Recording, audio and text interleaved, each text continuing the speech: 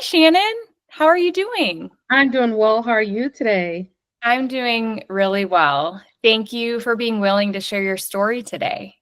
No, thank you so much for having me. And I think it's, just very important to start to share our stories so that more women out there that may be going through a similar situation, they won't feel alone. So Yes, thank you so much for just this opportunity to share that. of course. I'm happy to give you that opportunity and give others the same in hopes that it'll help someone. Absolutely. So let's start with who you are, where you live, how old you are, the relationship with your husband, and all Mhm. of that. Sure. I'm Shannon Roan. I am the founder of J&J Journals, where I have journals around grief. So, pregnancy loss journal, grief journals, prayer journals for women, self-care journals, etc. I am 39 years old, and we live in Atlanta, Georgia. My husband, Joseph, this year we will be celebrating 10 years, our 10-year anniversary. Wow, So that's a little bit about me. huge milestone there. Yes. 10 years. How'd you meet? Well, we met back, we're both from Virginia. So Atlanta, we moved here in 2016. But we met back in Virginia. It's this restaurant, TGI Fridays. Um, they're in most areas. Hmm. And the one that was closer to us, they have like a little area that they turn into kind of a nightclub. So it Okay. was like, dancing, DJ music type of thing. And we met there. Aw, that's so organic. Oh, You don't yeah. get stories like that anymore. Uh, Most people, I guess, with the times have changed, and I don't know, most people are kind of inundated on their phone and cell phones and, not really enjoying, the being out and just enjoying life and dancing and whatnot. So I think times have changed, where it's a Yeah. lot more, of the electronic world out there that Mhm. people are a little more focused on. So I guess like the online datings and whatnot, that has been more popular these days. So yeah.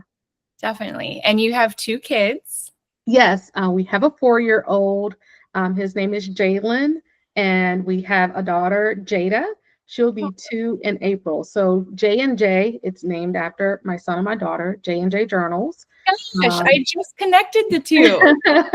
yeah, so Oh, J&J Journals, my son and my daughter, and I know we'll get into it a little later, but that's really kind of how the vision came to be, mhm. with my personal story of ectopic pregnancy loss, and I had a miscarriage, and I just didn't know how to process those emotions, so I started to journal, Oh, and that's where the vision and how I created J&J Journals, mhm. um, and that's how it happened. Yeah, I love that. I will definitely link your website in the show notes so that we can learn a little bit more about J&J Journals because it sounds like a really great resource. When I had my ectopic and received methotrexate, I did online therapy, and my therapist recommended journaling Hmm. to get your thoughts out, uh, just as a way to grieve at your own pace. And Right. so I love what you're doing there. Thank you. It's such a powerful tool. I just remember just during that time, I really didn't have an outlet. I didn't know anyone else who had gone through this. I didn't Mhm, know who to talk to. So I was almost like suffering in silence by myself. mhm, So my journal was really the resource or the tool that I found as an outlet where I could just kind of write it out and get mhm. those thoughts and those emotions on paper. So it was truly a saving grace for me during that time. Yeah. And it's just such a powerful tool that, you can use it for, I have guided prompt journals or just a free write journal. If you just want to just write about, whatever.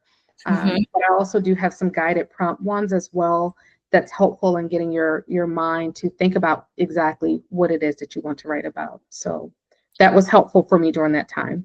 Yeah, I was going to say having those prompts is helpful because a lot of people, and myself included, I never knew where to start. Right. I I have this blank piece of paper and what am I supposed to say? I have Mhm. all these emotions going on, but I don't know where to start. Right. So that's amazing. I can't wait to look at the website myself. Awesome. Well, I definitely, hope that it will be impactful for someone that may be going through a similar situation that we both have experienced, that it will be helpful in helping them along their healing journey. Yeah, I imagine it'll help many Yes. for sure. So let's get into your ectopic story. Mhm. Um, you also said you had a missed miscarriage. Yes. Okay. Where do you want to start with Yeah, all? so I'll start with the ectopic, 'cause that is what happened first. So it was our first time of us, trying to have a family. It was March 26th of 2019. So here we are on the 6th year, of Yeah. this happening. So it was March 26th of 2019. That morning, I woke up and I started to feel some pain. It was kind of on the left side. So I called the doctor and, just explained to them what was going on. So they had scheduled an appointment for me around 3:30 that afternoon, that same day, just to come in and get checked out. They said to call back if you experience any other symptoms, the cramping start to increase, or if you start to bleed. So I did call back later. It was maybe within an hour later, there was blood. So I called back and explained to them what was going on. So then they went down another list of, symptoms. Are you having shoulder tip pain? And at that point, I started to feel something. I didn't know exactly what was going on. So I just kind of went down the list with them and told them what I was experiencing. So she said, well, instead of coming in at 3:30, we want you to go to the nearest emergency room. So we're going to go ahead and call the labor and delivery unit and give them the information, and they are expecting you. So I drive to the hospital, not really knowing, what exactly is going on. So as I get checked in, the nurses are coming in. I do go and do an ultrasound, and normally it's the transvaginal one. And then normally you would think, like I said, this is my first ultrasound. I'm thinking I would be able to see the screen, be able to see what's going on, and they turned the screen. And in that Oh, moment, I kind of knew like something may be going on because I can't see the screen. So as we're having conversations, because we had a vacation to Maui that was coming up within a week. So, I'm thinking all happy thoughts. My husband and I were expecting this vacation coming up.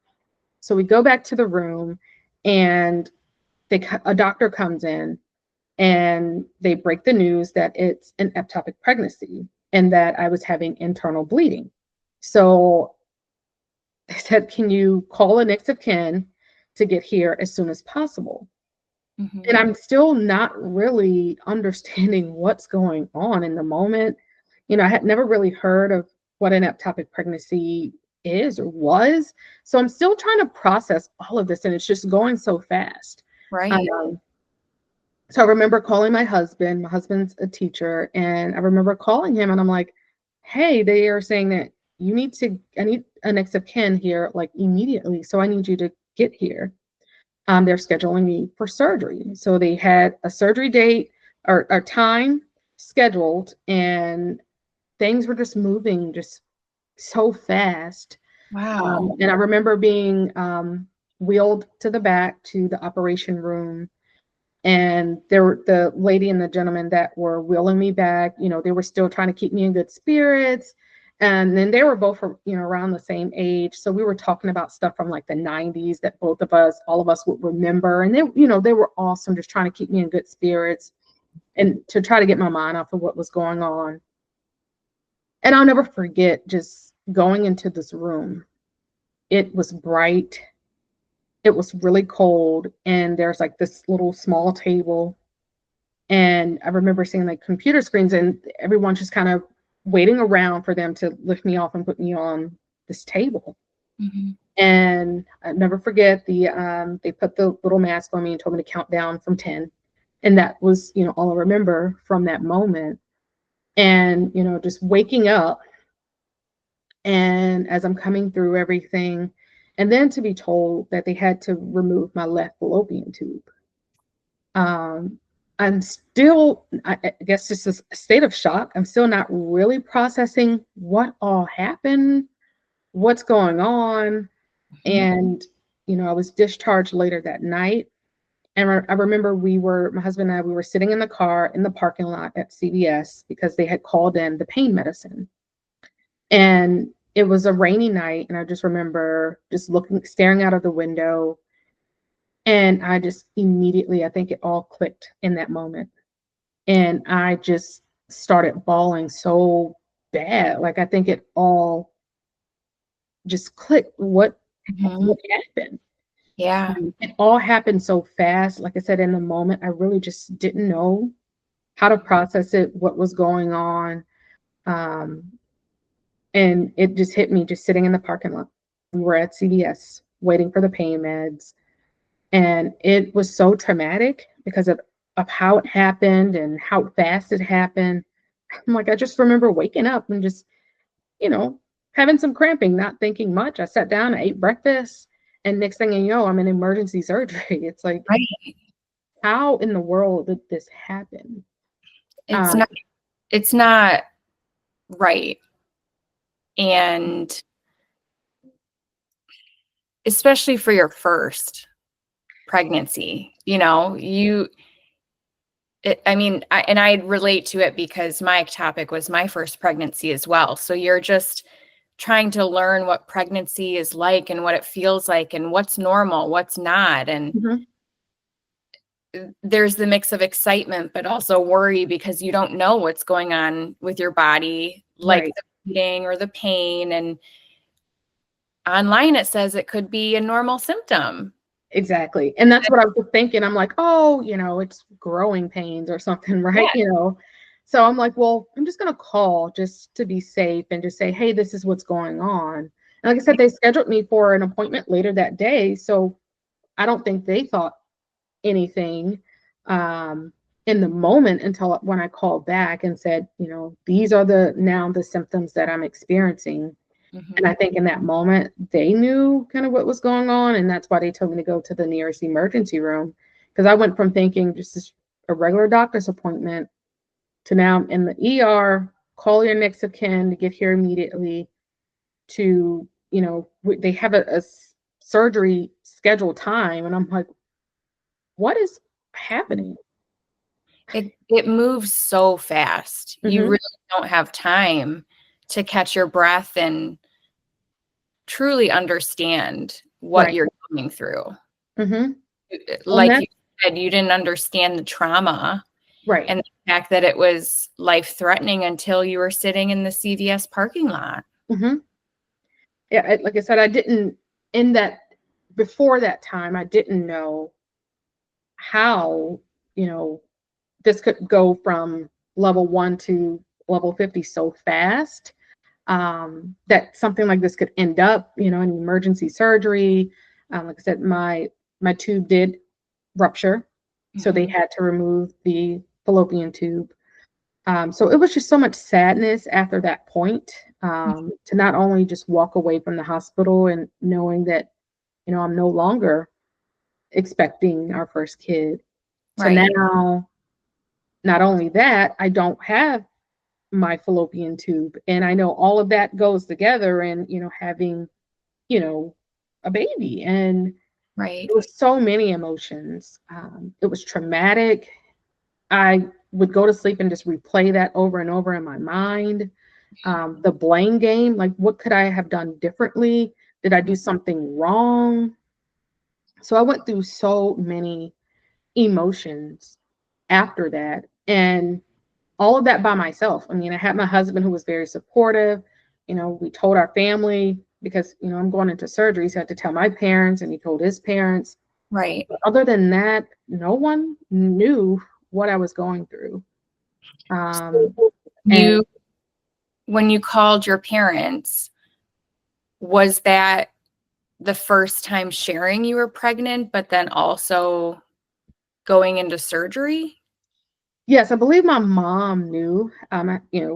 My mom knew that I had a positive pregnancy test, Okay. but no one else knew. So just breaking the news to everyone, it was like, okay, Shannon's going into surgery. But before that, no one even knew that I was pregnant. So having to break that news to them, I mean, that was tough as well.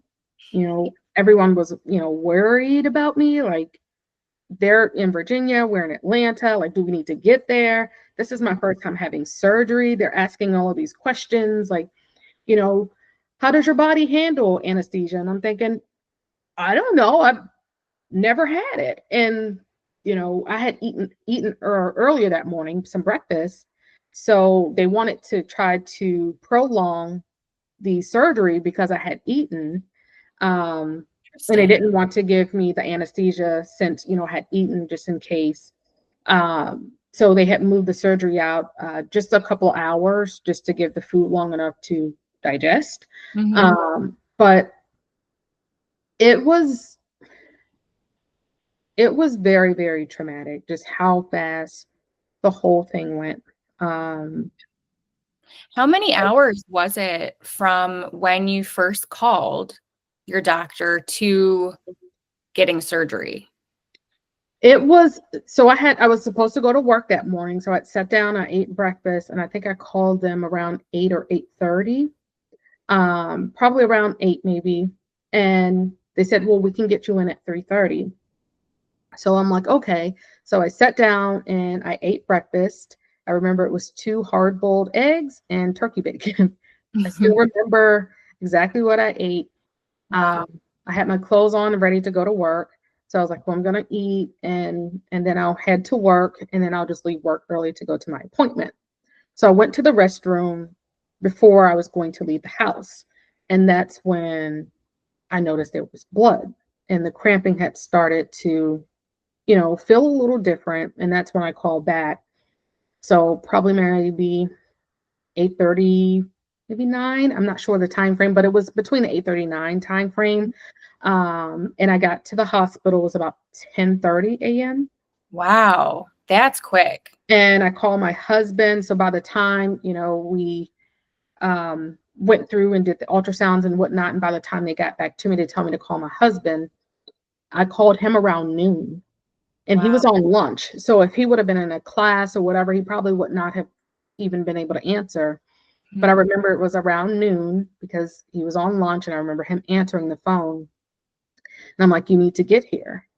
Um, and they scheduled me for surgery at 5 p.m. because I had eaten around 8. So they wanted to wait 8 hours Mhm. in between me eating. Uh, Mhm. but they were still monitoring me for any changes because I was having internal bleeding. Mhm. So if anything would have changed on their end, they would have taken me, Right. back immediately. So I was, constantly being checked and being monitored by the doctors and nurses because I was having internal bleeding. Um, but I think it all also factored in with, well, I ate and then having anesthesia with food and all of, the Mhm. medical things. So yeah, my surgery was scheduled at 5 p.m. And like I said, that was my whole day. Is Wow. it went that fast, that quick. And that evening we were sitting in the parking lot waiting on the medicine, the pain meds. And I just remember looking out of the window and it was raining so hard that night. And I have a parking ticket. That's the only thing I have left from that day that I took home with me. I still have Really? a parking ticket. Wow. Isn't it interesting how vivid that day is to you? I literally can it feels like it was just yesterday. I can tell you like piece by piece. I remember what I was wearing. I mean, down to the shoes, like the shirt, it was like a pullover little sweater, the shirt, the shoes, the pants. I remember it like it was yesterday. Yeah. I feel the exact same way. Hmm. Uh, so yours was 2019. Yes, March 26th of 2019. And I can remember that day as if it happened yesterday. Right. It's crazy. I remember what I was wearing. I remember the way the chairs looked in the waiting room. I remember the picture frames on the patient room walls. Mm-hmm. The most random things I remember from that day, and like it was yesterday. Mm-hmm. I don't know like why our minds Mhm. etch those Mhm. those random things, like you said, those random things, like why is it etched in my memory about that day? But somehow I remember every detail from Mhm. that day. Like I said, I remember even what I sat down and ate for breakfast that Right. morning. I Right. remember the outfit that I had on for work because I changed clothes before I went to the hospital because I was like, I want to get into something more comfortable. I work in an office setting. I work in human resources, and I was like, I want to put on something more comfortable if I'm going to go to the emergency room. So I put on like these jogger sweatpants or like leggings and like a sweater. So I was like, I want to be more comfortable if I'm going there. So I remember exactly what I had on, Mhm. and the day was just like I said, it just went by. It was so fast. It happened just so fast. How everything happened. Mhm. Um, and I did after that point. I started to, in addition to journaling, I did start to see a therapist Okay. because I knew I was not in a good space Mhm. mentally. There were days where I would just break down crying on my way to work. I would have to close the door in my office because I would just have an outburst of just crying. Mhm. Sadness just kind of take all over your body, and it's nothing. I couldn't control it Right. and do anything about it, but just allow the emotions to happen in those moments. So I knew I needed, the professional help, so to speak. So I did. I reached out to a therapist, and on my very first appointment, I walk into the room, and my therapist is a pregnant lady, Oh, and that was just so triggering. I'm triggering. I'm pretty sure they know like why I'm here. And she Mhm. was very apologetic, but I did continue on with my therapy with her because I felt a connection with her. And that's Um, very important. yes, absolutely. And that's the reason why I continued. But I would tell you that very first therapy appointment, I walk in and I could not believe it. I'm like, how the heck like did this happen? Like this has to be some type of joke or something. Like Yeah, it's a gut punch, especially absolutely. if it's something you're not expecting. Hmm. And from all the things that you could be walking into, Hmm. you're going to your therapy for grief after an ectopic, and to Right. have someone pregnant that you're speaking to, it's triggering. It's Yeah, very triggering. absolutely. And she was pretty far along, so it was very visible that she was. Um, so that was, the ectopic pregnancy. And then 4 months after that, I lost my aunt to pancreatic cancer. So it just felt like the grief just kept piling on and piling on. I'm so Uh, sorry to thank hear. you. That's Losing a loved one is extremely hard. Mhm. And for that to happen after Mhm. you just went through must have been It very difficult. it was very, very tough. Um, but my husband and I, we wanted a baby, so we kept trying. And January 2nd of 2020, um, I went in. I go for another scan. At this point, I'm expecting again. I go in for a scan, and just we're in the waiting room or in the room waiting for the doctor to come into the room, and she comes back and those words, "I'm so sorry." Oh no. There wasn't a heartbeat, and just those words, "I'm so sorry." And I just remember just crying. My husband, he was there with me. And I'm like, how is this happening, again to us? Mhm. And still, like not able to process, like, what is going on? Like, wanting to blame myself. Is it something that I did or didn't do? So it was that blame game again. Like, I just don't understand, how is this happening again? And so from that point, I went to a fertility specialist because I just wanted to get all of the testing done just to make sure everything is okay. So we went through a fertility specialist. We did all of the testing and everything was fine. Everything was normal. So Right. for me, I'm like, okay, well, if everything is normal, everything is fine, how still that question of, why did this happen? I didn't Right. have answers. Mhm. Um, and I just remember after the ectopic, the doctor said it was a fluke. That was, it was just a fluke. It's just something that happened. Yeah. And, it didn't make sense to me how did this happen. Like I said, I was still searching for the answers why, Mhm. and never had the answer. Right. I found Um, myself in that situation often as well, mhm, following my ectopic. I felt like my body failed me and that I did something. I run a lot, and mhm, I kept thinking that maybe my running daily somehow made it so that my pregnancy turned out to be ectopic. Like I honestly was trying to figure out all the things that I was doing mhm. that was the reasoning behind why this happened. And, my doctor always told me that there's nothing you could have done to prevent this. Right. And I understand that now, 3 years Mhm. later, but I didn't understand that at the time. Right. I think we just want it. We need an answer. We need something tangible to say, this is what it was. And maybe that will make me feel better if I can attach it to something like it was this that is the reason why it happened. And I never had that answer. Right. So for me, it was like, well, what did I do wrong? What could I have done differently? Hmm. Um, So yeah, I did that self-blame for quite some time.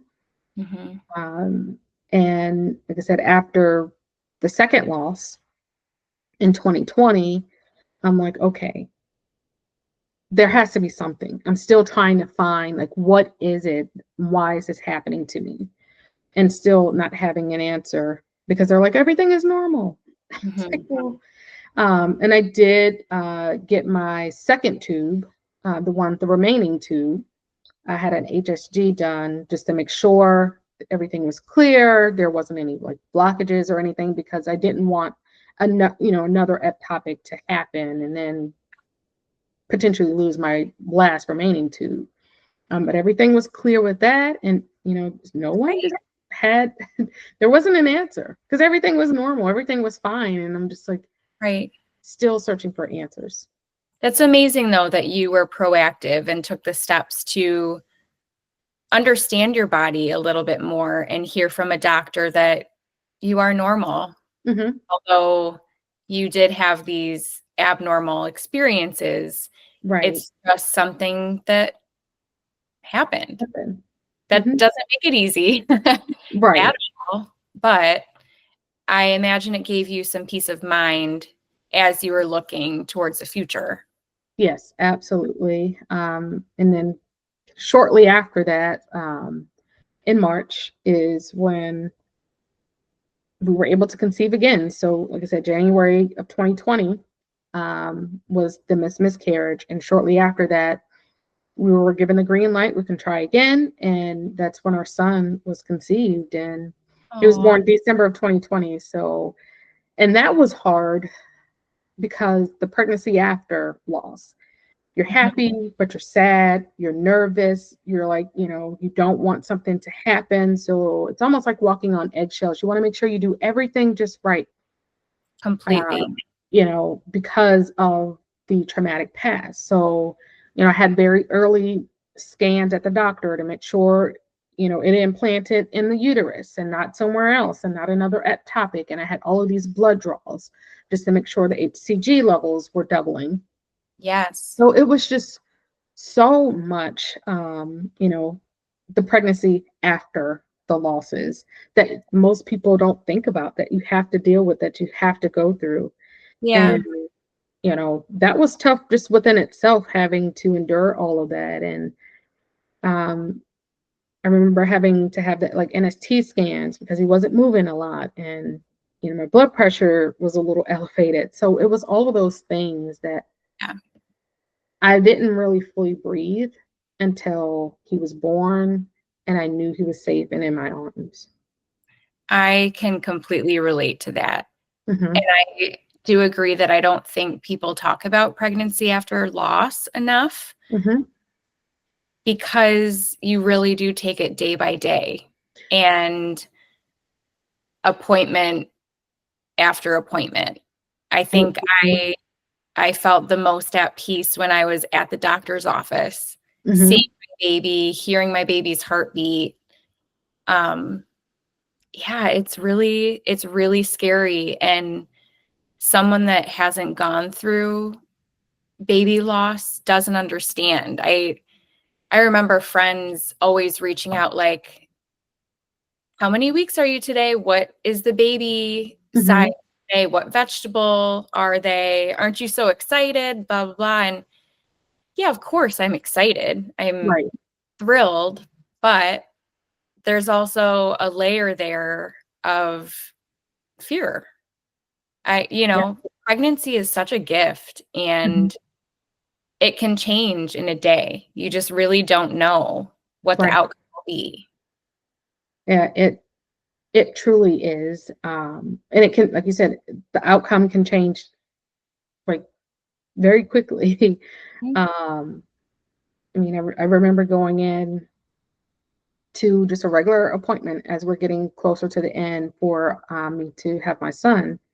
And I go into a regular appointment and my blood pressure is up. So we go in and the doctor comes in and he's like, "You're going to have a baby today." And I'm like, "What?" I mean, he was 30. Well, when we went in, because I was in the hospital for like 3 days before, I ended up having a C-section. Okay. Um, and I remember just being in the hospital and we were going through, I had a doula, but like I said, everything, it was during COVID. So everything is on, virtual. So I had a virtual doula. And just to go back really quick, my husband couldn't come to any of my appointments. Yeah. The very first appointment, we're FaceTiming and, I'm showing him the screen because of, everything that was going on during that time frame. So that was even harder. Mhm. Yeah, I want to be really excited and happy about it, but my husband can't be in these appointments with me after everything that we went through. And it almost felt like going into these appointments alone, even though he was, there on FaceTime. Right. But it felt like doing it alone. Mhm. It's supposed to be a happy time, but going into these appointments, I'm nervous and I Mhm. don't have someone, there with me to kind of, be that support person with you. Yeah. So that was tough as well. Yeah, that adds an entire new layer of being Right. scared. And like Hmm. you said, alone. I remember always telling my husband that my heart went out to couples that were planning to get married in 2020 and couples that were expecting a Hmm. baby, because for something that should be such a happy time, Right. it's stripped away from you. Yeah. And especially with your first healthy pregnancy, Hmm. you going through the appointments on your own, it's terrifying. Yeah. It was very tough. Even in the hospital, like, he couldn't leave the hospital. I think they said he could leave like once or one time. So he didn't leave, so he couldn't go in and out. And like I said, we were there for about 3 days before my son was born. So a total of 7 days we were there. And then after he was born, I was there for a few more days because I had a See, C-section. But no one could come in to visit us. So, my parents, my mom wanted to come. So no one was able to come and visit us. yeah, So it was definitely a very interesting time to have a baby during COVID. yeah. I'm really sorry for that as well. Yeah. Um, did you have to wear a mask the entire time as well? Had to wear a mask.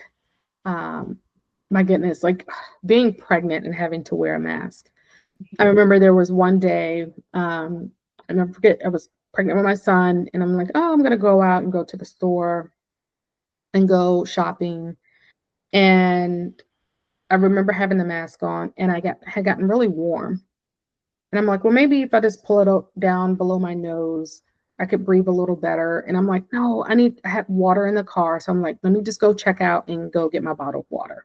Mm-hmm. Um, so I remember I paid for all of my stuff. I remember getting my wallet back in my purse, and I'm feeling so lightheaded. The cashier, she's talking to me, but I can feel myself like getting really lightheaded. And the last thing I remember is pulling my keys out, and I blacked out. Wow. But the cashier, gosh, she's an angel. And I knew I was meant to be in her line because she knew something was wrong. Mm-hmm. And came around, and she was able to like catch me and put me on a stool. They had a chair, and Wow. and it's just those moments where it's like just so scary, like the pregnancy after loss, like Mm-hmm. everything was just so scary. And I don't think there was really a reason, because I did, do a follow-up appointment after that to make sure I was okay. I didn't actually hit, thankfully, like I said, this lady was there. Mm-hmm. I never touched the ground, but to have blacked out like that, like, It's scary. my goodness. So scary. I mean, you could have been anywhere.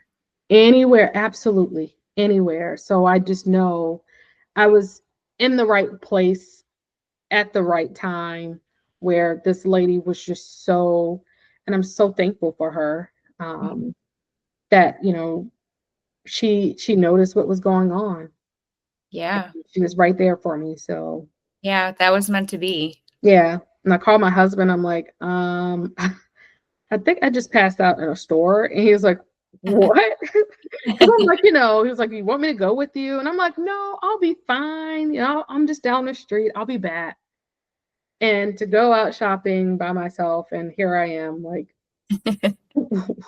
I actually probably needed you. yeah. Aw.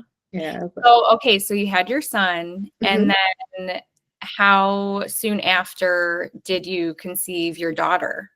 Yeah. So they're 28 months apart. Okay. So, we were able to conceive with her as well. And then once again, even though I had already had a successful pregnancy with my son, there were still those same, fears Mm-hmm. about, something can happen. And I understand every pregnancy is different. But there were still things, with her. I had a marginal cord insertion. So, and then I had the subchronic hemorrhage. So, take it easy. Like, don't do too much, kind of bed rest and make sure. So there were still those things where I'm like just kind of freaking out with the pregnancy with her as well. Mm-hmm. And then I had to start to go see a high risk doctor, because with that marginal cord insertion, she was measuring small.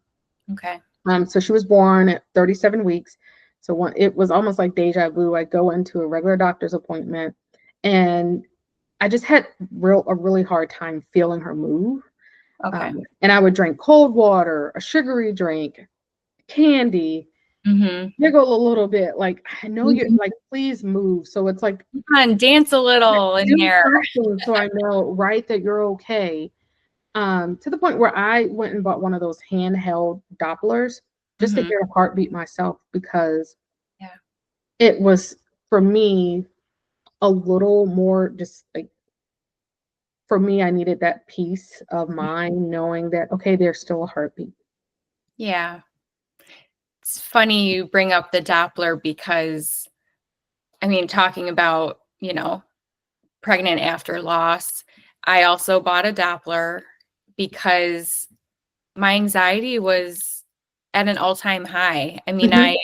my anxiety probably doubled during my pregnancy, and I had Mhm. to double my medication. The Doppler helped a lot Yeah. because I could I could be at peace knowing that I could hear the Yeah. heartbeat. Yep. Mhm. Absolutely. I did the same thing. And I had it with my son as well. And just hearing the heartbeat in between the appointments because, Mhm. a week or 2 weeks seemed too far away. And I just needed to Yeah, know for myself that, yeah, there's still a heartbeat. Um, right, right. so yeah. It's kind of fun to have the Doppler at home also. Hmm. I don't know about you and your husband, but I felt like every night my husband and I ended the day with me laying in bed and we'd both, be all cuddled up and listening to his heart. And it was like the best part of the day. Absolutely. I mean, just hearing it, like you said, it's almost like that. Okay, I can breathe a little bit. There's a heartbeat. I can hear it. Mm-hmm. Even more so with us during COVID, my husband wasn't able to come in to the hospital or to my appointment. So just being able to hear the heartbeat at home, where he Mm-hmm. wasn't able to go into those appointments, was helpful. And Mm-hmm. then there are these like standalone places where you can go in. I don't know if they're all over, but at least in Atlanta and the Georgia area, there are these standalone like ultrasound places Okay. where you can go in and they're not doctors or anything, but you can just get an ultrasound just to check on the baby, hear the heartbeat. Um, so I did that like in between appointments as well. Amazing. And you could see baby too? They Yes, have a see screen? baby. That's You can amazing. see the baby. You get the pictures and everything. And my husband was able to go to those appointments or to that with me, even though, like I said, it's not a doctor's visit, so they can't tell you if anything doesn't look right. Literally, you're there to see your baby, and you can hear the heartbeat and whatnot. But those were also a peace of mind. So I did all of those little things that like you said, my anxiety was very high, and I just wanted to make sure everything was okay in between appointments. So, Yeah, whatever you can do to ease your anxiety and bring peace, that's mhm, all that matters. right, It's all that matters. hmm, absolutely. So yeah, Wow. it was, Thank you for sharing. yeah, no, like I said, I really think that the more we share our stories, um, maybe the next mama out there won't feel like she's alone. Mhm. Because I truly felt like I was alone. I didn't have anyone to talk to. I didn't know of others' stories like this. Um, and through the hospital, they have this program. It's called Heartstrings, where they Okay. partner you up with someone who's had a similar loss. So, in addition to journaling and going through a therapist, I also was partnered up with a peer mentor where I was able to connect with another mom who had an ectopic pregnancy. But Wow. that wasn't until, after the fact that I started to do this program or involved in this program. So now today I am a volunteer peer mentor Oh. where I am partnered up right now with someone who's had an ectopic pregnancy. So offering support in that way. Mhm. Um, and then also, in addition to my journals, I create care packages for um, women who's gone through a pregnancy loss. So those are just some of the things where I, try to turn my pain into a purpose, so to Oh, speak, where I'm able to hopefully give back to those moms who experience some type of loss, a pregnancy loss or miscarriage, and to give them what I wish I would have had back then. And that's, the tools, the resources, and the support. So those mhm. are just some of the things that, I've been able to do. And just thank you for the platform to be able to get our stories out there.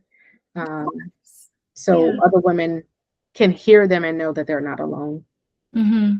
Of course. It's been such an honor for me to connect with women like you. I say it all the time, but this type of work, like you said, pain to purpose, it fills my cup and fills my energy levels on a day-to-day Mm-hmm. like nothing I've ever felt before. And Right. I want to continue to leverage that and try to make a greater impact, which is why I started this podcast. But yeah, I love that. Pain to purpose. That's amazing. Yes. It's so true. But I love that you're making care packages for women, and um, you're making such an impact through what you've experienced. And Mm-hmm. I think at the end of the day, that's something great that comes out of the Right. trauma that we Yes. went through.